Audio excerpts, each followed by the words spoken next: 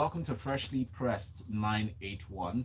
My name is Valentine Ohu, and I'm joined by guest analyst Divo Kore. Good morning, Divo. Good morning, Val. Welcome. Good morning, Lagos. Eku, the spirit of the Nigerian youth will not be defeated. That's right. All right, stay with us and share comments and observations on the stories by messaging us on WhatsApp 0809 0981. You can also send messages through YouTube as we stream live. Type Smooth FM Lagos in the search box, subscribe, and interact. Devo, there are strong indications that security agents and protesters will clash in many cities across the country today, Wednesday, as activists and youth insist on gathering in public places to commemorate the first anniversary of the NSAS protest that rocked the nation last year. The police, in their own report, according to this story on the Punch newspaper, is saying that they have reports, intelligence from both angles, both those in support of the NSAS protest and those against, for public protests, and they in mitigating any possible clash that may erupt in different parts of the country, have advised every group interested, for and against, to do so either virtually or behind closed doors. What are your thoughts, please? Well, I guess today marks October 20th, and it's a strong um, memorial in the minds, in the lifetimes of all Nigerians, especially the youth. And why we center this is due to the fact that the youth make up 75% of Nigeria. This great Nigeria we refer to, with an approximate 200 million individual citizens, has over 150 million youths. And typically, the average age of youth in Nigeria is about 18-20. And this is ranging between those who are 18 all the way up to the 40 years old. So we have a young population that saw itself at, attacked last year at around sometime in the evening on this day. And many of those who were part of it had been looking at an opportunity to commemorate or do a memorial in retrospect of those who they believe had lost their lives and those who had also given themselves to the cause. Now, planned protests had been pushed across the social media and other media across the nation in different cities, of which the epicenter, yes, was at Lekki here in Lagos at the toll gates. Now, what we've seen is that for some time now, the police has been coming out, lining up the toll gate especially, and sending out signals that they would not allow a protest in the name of End SARS. And this disposition has gotten a lot of criticism from different angles. And the question has always been if this movement was all about helping police or stopping the bad eggs in the police in terms of their administration or brutality. Um, why is the federal government or the police against those who are trying to make Nigeria better? And the real question here is how come the police cannot defend our Nigerian constitution, which enshrines everybody and any citizen's right to protest, okay? And what they call a freedom of alliance and association. Now, uh, that's just a quick rundown history of how that protest, which was supposed to be against police brutality, which called for the scrapping of the SARS unit, that's the Special Anti-Robbery Squad unit, later moved on to become an agitation for what people deemed as an overhaul in government.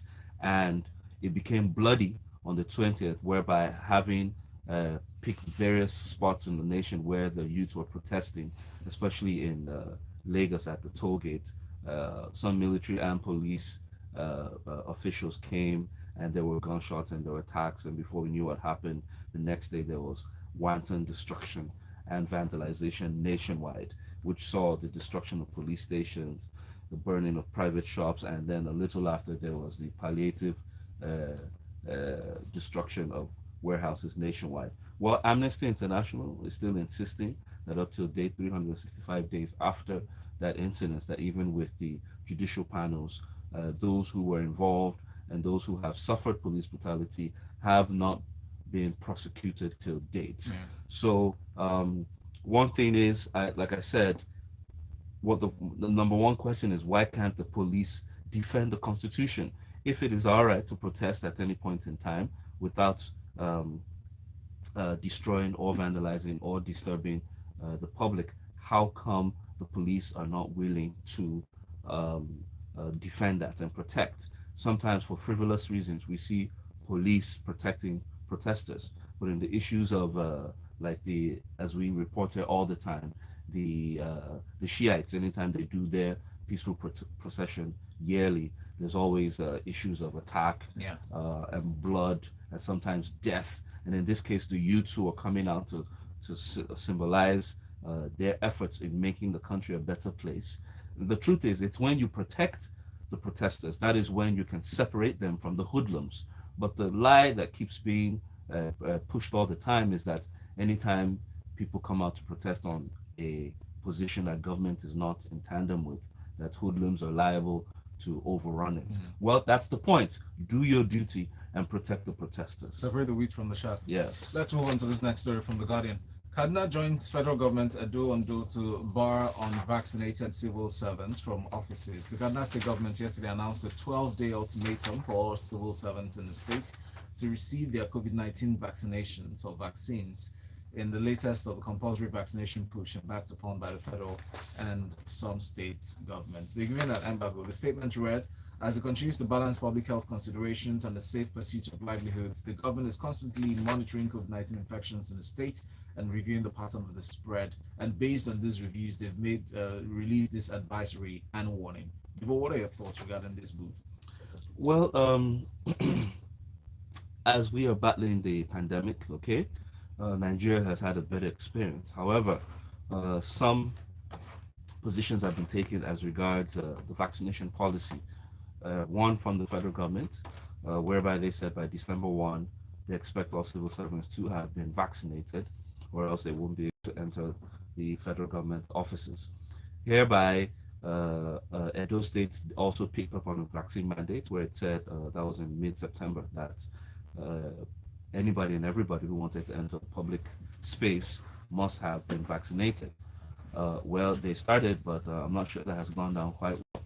Now, Kaduna and Ondo have also announced to their constituents that in Kaduna, what they're saying is by the end of this month, that's the 31st of October, that government officials, that employees will require the vaccine mandate, the vaccination to be able to proceed into their offices. Now, of course, there have been debate over the rationale behind the vaccine mandate, especially in a country like Nigeria.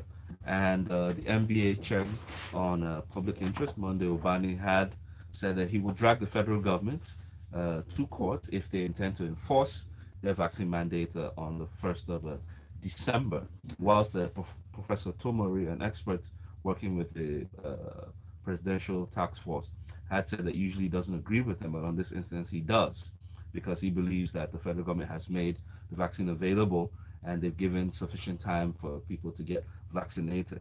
However, that is where the debate lies, especially at the global level, because there are countries who have been debating back and forth as to whether it was relevant or not. And one issue was, have you made it accessible?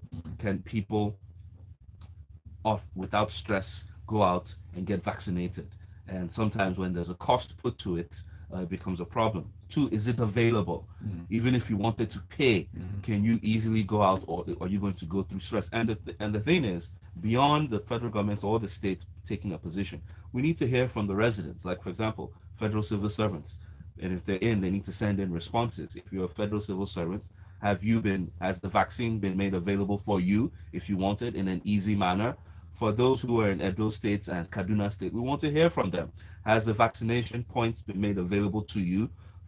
Because we want to know that if your state government is intending to enforce this, what have they done to ensure that you can get it available? Now, Professor Tomri also said that the mandates were not out of place, that already before now we had mandates on cholera, We had mandates on some countries had mandates on yellow fever, Yeah. and just as simple as basic as if you're going to Ghana, many people know that Ghana enforces their yellow fever mandate, and if you've not been vaccinated or your card is not there and stamped, sometimes they turn you back, and sometimes they tell you to stand aside, and the port health Well, eventually authorities. you'll be deported if you don't have it in some No, countries. that's what I'm saying. That if it's either you're sent back or the port health right there in the country will quarantine you At a cost. and give you, yes, at a cost, and then give you that vaccination.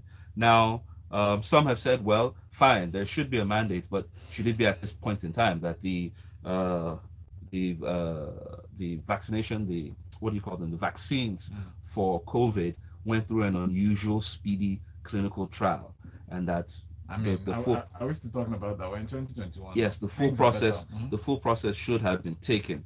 Well, the truth is, some have given reasons personal. Some have also given medical reasons why they can't take it. Others have given faith-based concerns. But I really believe that because it's not out of place, it should first be made available, not just for federal government workers, but to the general public as a whole.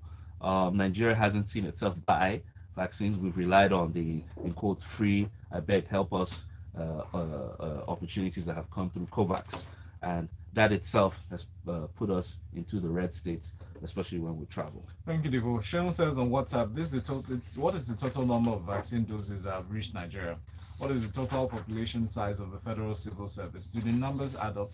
It's just typical of this incompetent regime, he says, to put out vibes into the air without a first or second jab or both. Let's put that into consideration because these vaccines are available.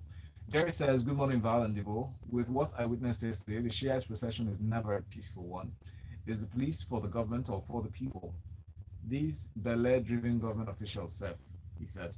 The third story now, Devo, from Premium Times reads, Nigerian government to spend 19 billion naira, B, not M, 19 billion naira on software, immigration, works, ministry top the list. According to the budget proposal for the year 2022 submitted by the President, Muhammadu Buhari, to the National Assembly, these sums have been for these 200 offices, and it's bound to be a lot higher as it does not cover computer and software expenditure for armed forces and dozens of government offices whose budgets have not been submitted as part of the whole to the National Assembly. I like how Premium Times articulated, the thoughts around previous precedents in terms of software procurement by different states and government stakeholders. Giving an example of once when the Kogi State government spent or claimed to spend 150 million on a software to track coronavirus cases, and when the contracting company was contacted, they confirmed that the actual sum was 300,000.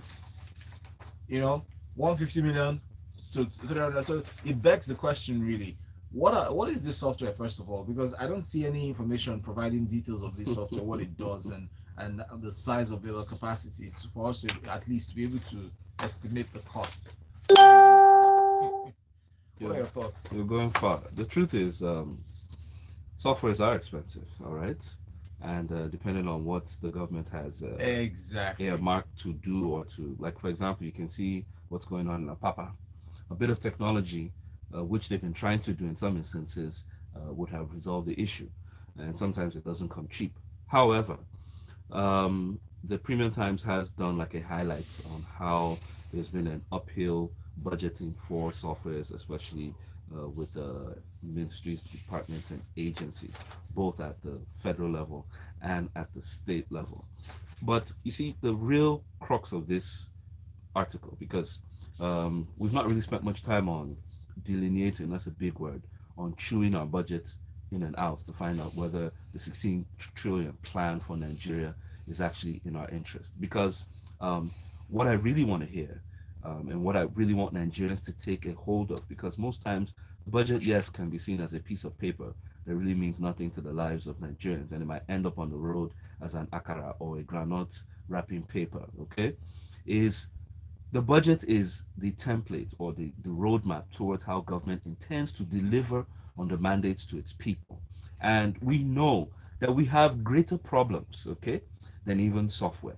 And when I say greater problems, we have a very chronic and critical GDP to debt ratio whereby 99% or about 90 naira of every 100 naira that we make goes to debt servicing. What that means is that only 1 naira or even 5 naira is left for the budget. Okay.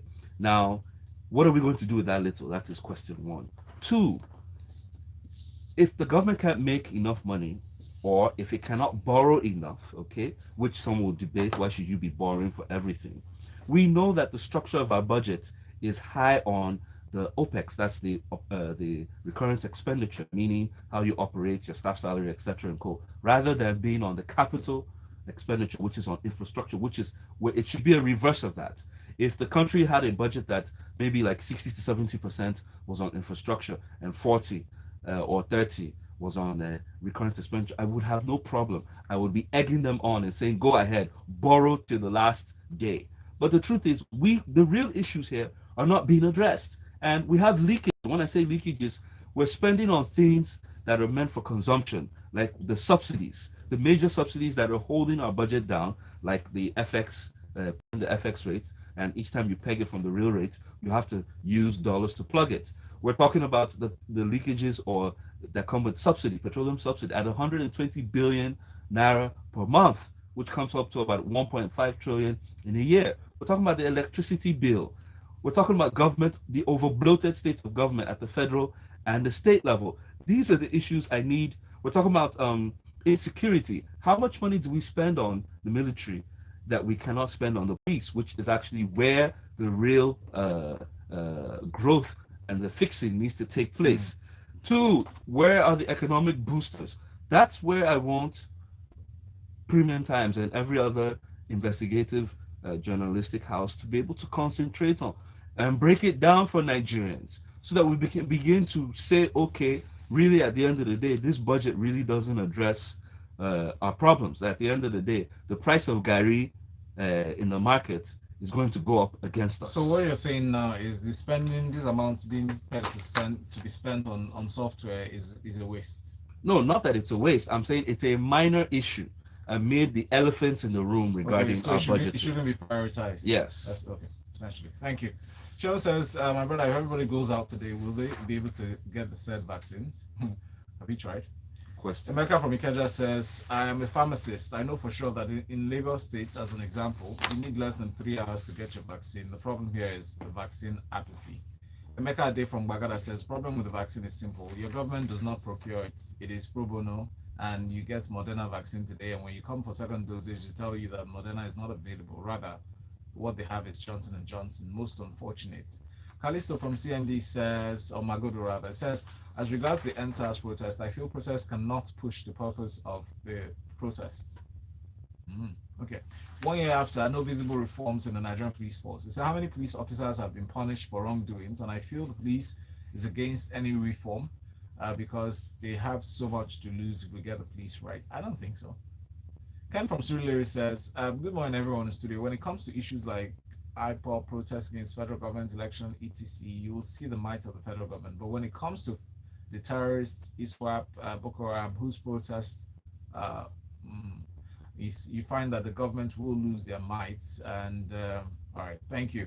You lost me at the other message there. Yes, Ken but he from was Surulere. trying to say something about I mean, the body language. Yes, the body language of reaction the to federal things. government and the state government. And what I would say is this: Nigerians, please remember this when we go for elections. We want government, we want administrations. Vote people into power who will enshrine and defend your constitutional rights. Remember this when it comes to that time. Yeah. Because most times you're in a rush to vote them in over stomach infrastructure, over ethnicity and religion. And by the time they take by the time they take your rights for you, you begin to grumble and complain. We shouldn't wait for 2023 to be honest. We actually should start asking now if you've not started already. Premium Times has this report: 50 bandits killed in another security raid in Kaduna. Official. This is not a common news to hear, so which is why it's interesting that we're getting this feeder from the Kaduna State government saying over 50 armed bandits were killed in a combined ground and air assault by security forces in Beniguari local government area. What do you make of this vis-a-vis the comments by the DHQ, Department of the Department Headquarters, saying that they seek a nod, or they sought nods to crush bandits with Tucano jets, but they only lapse there is that the United States have given a Designation. condition that these bandits need to be labeled terrorists before they are asked or they are allowed to use this kind of jets to decimate them. Your thoughts, please, on Yes, those we two have about stories. 3 stories here within the insecurity world. Now, the first two are actually, I wouldn't say they're not relevant, but here we have a minor issue again being highlighted. And the first one it says is that 50 bandits were killed in a security raid in Kaduna. You know, most times, yes, we record and report how people, innocent civilians, are being killed, Mm-hmm. okay, by a terrorist, Mm-hmm. because we should call them for what they are. Now, it's not that we shouldn't report when the government or the police or the security forces are killing them, but the real issue is the war against or the war on intelligence. Okay, and when I say that is, are we really winning this war against insecurity? Whether you kill one terrorist or you kill 50, that's not the issue. Sometimes we hear that, oh, 15,000 surrendered. What is the real root of this problem? How come we never get to the bottom of where these bandits operate? How come we never get to um, getting the bandits to speak up as to who is behind you, who is sponsoring you? Because most of the time when they parade them, we see these ragtag, rugged, uneducated people, and you wonder, are these really the people holding the Nigerian military and police to ransom? I don't think so. There's a source. In the There's always second a story, source. Mm. it speaks of how they nabbed those who were foiling terrorists in Kano. Now, And by fueling, you mean supplying them petrol. yeah, supplying them petrol. Now, supplying of petrol, supplying intelligence, supplying food, supplying even trafficking youths who would join them. The question is, when are they going to break the operational network of this terrorist working? I mean, activated in these areas. It's a process. I mean, when isn't you it? let me not just use films, but the reality is, in other climes, you see how the security forces work. They connect the dots of how which is what terrorists operate or even Default. criminals operate. Don't you think this is what it is? I mean, if you're connecting the dots, you have to start from somewhere, trace and trace. And We have been there's a pattern reporting to everything. this is a 10-year war. Mm. By now, I want to see the head of one leader being held and how they've been able to get sufficient information. We haven't really gotten this. And this is why, in the last story, which speaks to how the Tucano jets that were procured since have not been given the full activation to be able to address the terrorists operating in some of these areas, because the conditions that were signed with the American government were that they would be used against terrorists and not bandits, because there is no allocation or designation. Remember last time the National Assembly made a resolution that the federal government should designate the bandits as terrorists, because there is a protocol under the Anti-Terrorism Act that enables governments through its various security organs to act, okay, whenever people fall in line with that. Yeah. And some debate that if they were able to designate IMN and IPOB terrorists even before they became militants, why are these so-called bandits, who we know have even committed more terrorist acts than the insurgents in the Northeast, why haven't they been designated? Some have said that, oh well, they don't have any connection, they operate independently. Well, designate as many times as you need to. Are you getting what I'm saying? No. So it's what that says is really true. Like, in terms of designation, they have to operate in a particular manner, or they have to have a motive behind the actions. I would say that because it's an act, it means that the definition for a terrorist can be reviewed. If you remember Boko Haram, it took years, even after the activities were ongoing, before even the Nigerian government designated Boko Haram as a terrorist No, they were organization. terrorists from the start. No, they were not. Because they were not. Check your records. 1 second. They gave their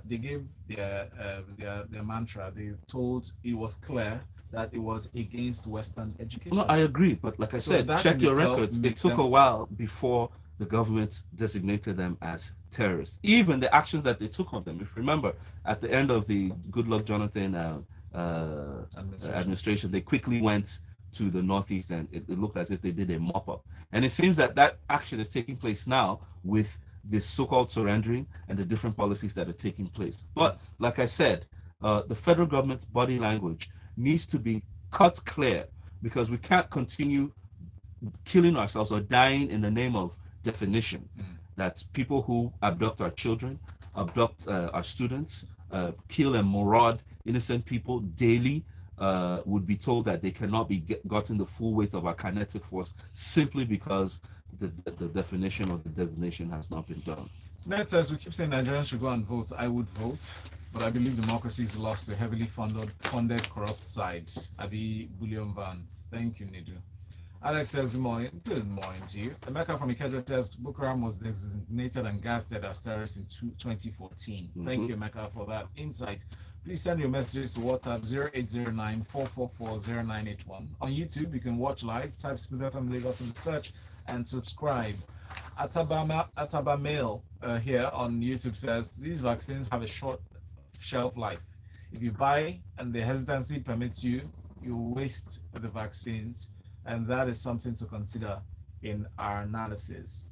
Let's move on to this next story here, Divo, that says that on the APC squabble that's going on, there's an indication that there might not be a Congress, as is the usual practice to pick a presidential candidate. That they are thinking of having a consensus arrangement. So Osinbajo and Tinubu are even planning to meet ahead of 2023 presidential elections. What are your thoughts, please? My thoughts, okay, as FB would ask, what are you thinking? When politicians begin to talk, take it with a pinch of what? Salt. So let's dive into this juicy story. APC is saying that it is mulling a consensus arrangement, okay, for its selection of the presidential candidate for 2023. As you know, there's been this higgy haga over the protocol or the criteria for presidential primaries in the major parties, of which PDP said that its northern chairmanship of the party should go to the north, while the presidential should be left open. Now, the APC now is muting that they wouldn't like to see a crowded primary that may breed bad blood amongst its contenders. Hence, they're asking those who have been looking at or have sent some kind of indication to close ranks. And in this issue, it was gathered from sources that the APC national leader Asiwaju Bola Tinubu and the Vice President Yomi Osinbajo would meet in that arrangement. And even though Asiwaju has not indicated verbally or in letter, it seems that there has begun a pandemonium for his running, which is how we like to do in political spheres in this country.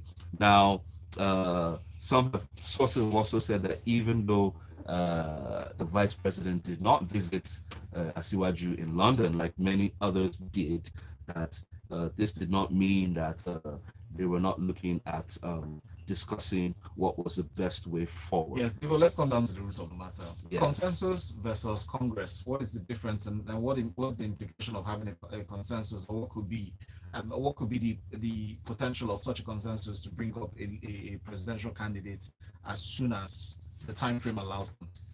Indirect voting, direct voting. Okay, the truth is this: I've always said that politics is not a game of logic. 1 + 1 is not 2 in politics. Politics is a game of consensus and numbers. And consensus meaning that sometimes you have to reach out to opposing parties to stand for a particular interest.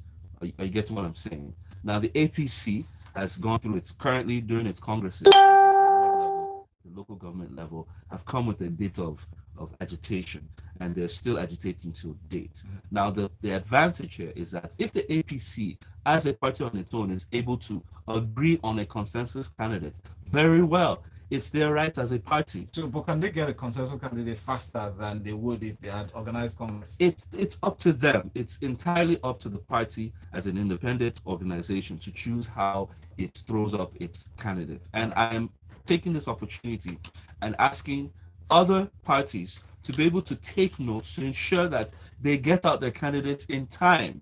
Because the truth is, we're already in that train already. The horse has bolted. Yeah. And Nigerians need to begin to hear from those who aspire to lead this nation forward come 2023 as to their plans, how they'll go about it, so that we can begin to make up our minds. Thank you so much, Divo Kore. That's his handles. Please let's extend the conversation with him. And at Smooth981, remember to subscribe to our YouTube channel so you can catch any bits you missed. Type Smooth FM Lagos in the search box and subscribe. I'm Valentine Ohu. Please join me in 10 minutes as I open up the phone line 0144899881 for you to call, share your thoughts on the stories. The head, the stories,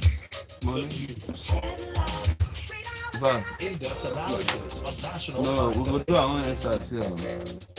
Fresh